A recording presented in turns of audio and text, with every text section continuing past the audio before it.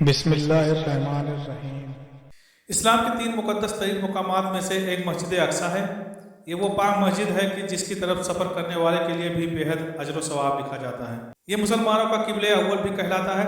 تقریباً 1.5 سال تک حضور صلی اللہ علیہ وسلم اور آپ کے صحابہ مسجد اقصیٰ کی طرف ہی منہ کر کے نماز پڑھتے رہے۔ اس میں حکمت یہ تھی کہ مکہ مکرمہ میں تو مشرکین سے امتیاز اور ان سے مخالفت کا اظہار کرنا تھا، اس لیے ان کا قبلہ چھوڑ کر بیت اللہ کو قبلہ بنا دیا گیا۔ پھر ہجرت کے بعد مدینہ منورہ میں یہودی و نصارہ سے امتیاز اور ان کی مخالفت کا اظہار مقصود ہوا تو ان کا قبلہ بدل کر بیت اللہ کو قبلہ بنا دیا گیا۔ مسجد اقصیٰ کی تاریخ بہت دلچسپ و عجیب ہے۔ اس کی تعمیر ناقابل یقین واقعات سے بھری پڑی ہے۔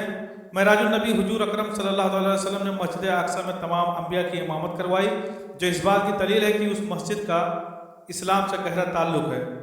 مختصر بات یہ ہے کہ مسجد اقصیٰ مسلمانوں، عیسائیوں اور یہودیوں تینوں مذہبوں میں ہی ایک مقدس مقام کا درجہ رکھتی ہے۔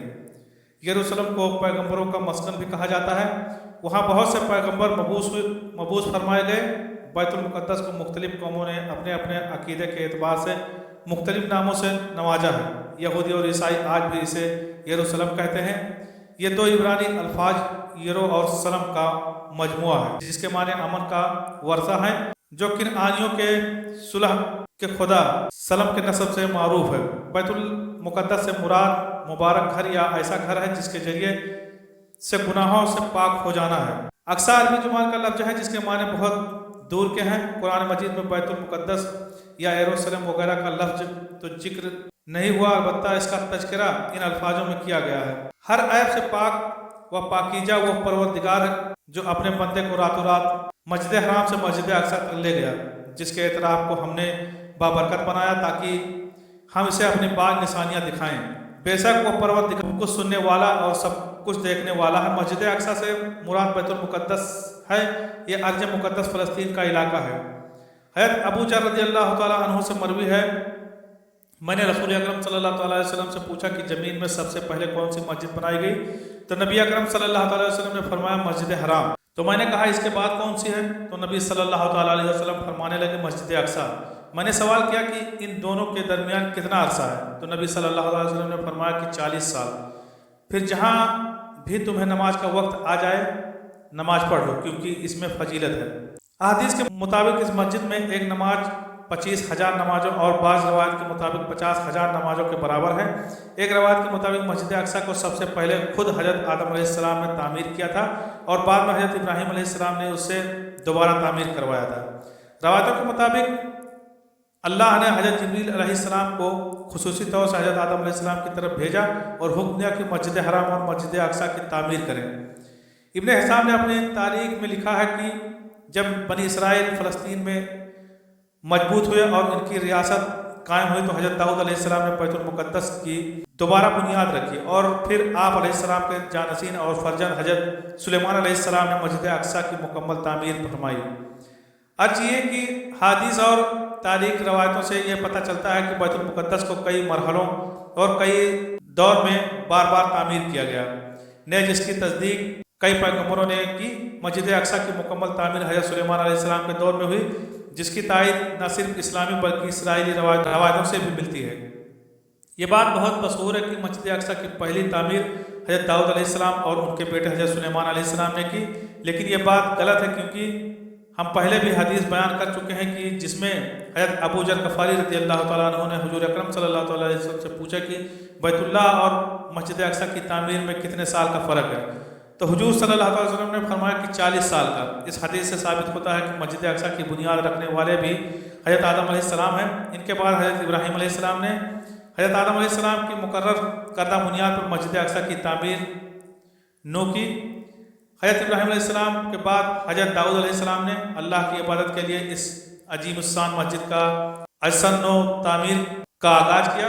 اس تعمیر کو ہیکل سلیمانی کہا جاتا ہے، جس سے حضرت سلیمان علیہ السلام نے اپنے والد کی وصیت کے مطابق نہایت اہتمام اور شان سے مکمل کروایا، یہاں تک کہ اس کی تعمیر میں اتفاق کے لیے جنات سے بھی خدمت لی، چونکہ حضرت سلیمان علیہ السلام نے اس مسجد بیت المقدس کی تکمیل کی اور نمایاں واجب الشان تعمیرات آپ علیہ السلام نے کروائی، اس لیے اسے ہیکل سلیمانی کہا جاتا ہے۔ معلوم ہوا کہ ہیکل سلیمانی मुराद वही मस्जिद बैतुल मुक़द्दस है जिसकी तामीर का जिक्र कुरान मजीद ने भी किया और जो आज तक मौजूद है, जहाँ से रसूलुल्लाह सल्लल्लाहु अलैहि वसल्लम को महराज के मौके पर आसमानों के सफ़र के लिए ले जाया गया। इसके अलावा मजीद कोई ख़ास वजह की तामीर मुराद नहीं है। फिर हज़रत सुलेमान अलैहिस्सलाम ने इसकी तकमील फरमाई। हज़रत सुलेमान अलैहिस्सलाम मस्जिद अक्सा की तामीर फरमा रहे हैं, तो भी इसमें कुछ काम तामीर का बाकी था और ये तामीर काम जिन्नात के सुपुर्द था। जिन्नात को तो जानते ही होंगे, आपके उनकी तबीयत में सरकशी गालिब होती है। वो तो सिर्फ हज़रत सुलेमान अलैहिस्सलाम के खौफ से काम करते थे। अल्लाह के पैगंबर को चूँकि अपनी मौत का पता होता है, तो जैसे ही हज़रत सुलेमान अलैहिस्सलाम की मौत का वक्त करीब आया तो आप सोचने लगे कि अगर मेरी वफ़ात का जिन्नात को इल्म हो गया तो वो फ़ौरन काम छोड़ बैठेंगे और तामीर रुक जाएगी। हज़रत सुलेमान अलैहिस्सलाम ने तामीर की जगह इसे एक शीशे का महराब भी बनवाया था जिसमें वो इबादत भी करते और मस्जिद की तामीर पर नज़र भी रखते थे। आपका मामूल था कि कई महीने तक आप उस महराब में रहकर इबादत करते और जिन्नात की जुर्रात ना होती कि कोई इस महराब में दाखिल हो सके। हज़रत सुलेमान अलैहिस्सलाम ने बाजिद रब्बानी ये किया कि जब मौत का वक्त आया तो मौत की तैयारी करके अपने महराब में दाखिल हो गए, जो सफ़ा शीशे से भी हुई थी। बाहर से अंदर की सब चीज़ें नज़र आती थीं और अपने मामूल के मुताबिक इबादत के लिए अपनी छड़ी का सहारा लेकर खड़े हो गए कि रूह परवाज करने के बाद भी इस आशा के सहारे अपनी जगह जमा रहे। सुलेमान अलैहिस्सलाम की रूह वक्त मुकर्रर पर कब्ज़ कर ली गई, मगर अपने आशा के सहारे अपनी जगह जमे हुए बाहर से ऐसे नजर आते थे कि इबादत में मशगूल है। जिन्नात की ये मजाल ना थी कि पास आकर देख सके। हज़रत सुलेमान अलैहिस्सलाम को जिंदा समझकर काम में मशगूल रहे, यहाँ तक कि साल भर गुजर गया और तामीर बैतुल मुक़द्दस का बकिया काम पूरा हो गया। तो अल्लाह ताला ने घुन के कीड़ों को, जिसको दीमक भी कहा जाता है, हज़रत सुलेमान अलैहिस्सलाम के असा में मुसल्लत कर दिया, जिसने लकड़ी को अंदर से खा लिया और सहारा जैसे ही ख़त्म हुआ तो हज़रत सुलेमान अलैहिस्सलाम का जिस्म ज़मीन पर गिर गया, जिससे जिन्नात को भी पता चला कि हज़रत सुलेमान अलैहिस्सलाम की रूह परवाज कर चुकी है। इस वाक़े को अल्लाह ताला ने सूरह सबा में यूँ बयान फरमाया, फिर जब हमने उन पर मौत का हुक्म भेजा, जिन्नों को इनकी मौत का इल्म ना हुआ, मगर ज़मीन की दीमक इनका आशा खाती रही। और जब सुलेमान अलैहिस्सलाम ज़मीन पर आए तो जिन्नात पर वो हकीकत खुल गई। अगर वो गैब जानते तो इस खारी के अजाब में ना होते।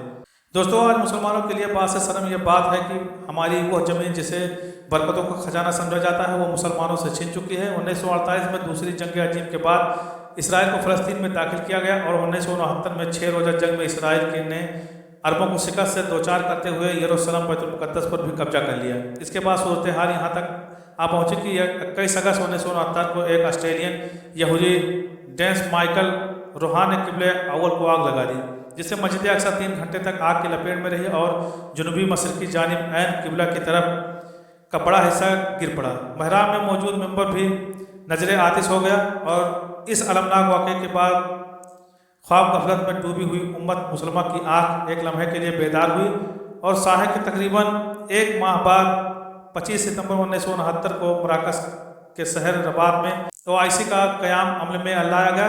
लेकिन ये इदारा जो अल-कुद्स की आज़ादी और उम्मत मुसलमा के इत्तेहाद की खातिर वजूद में आया था, आज एक दफ्तर में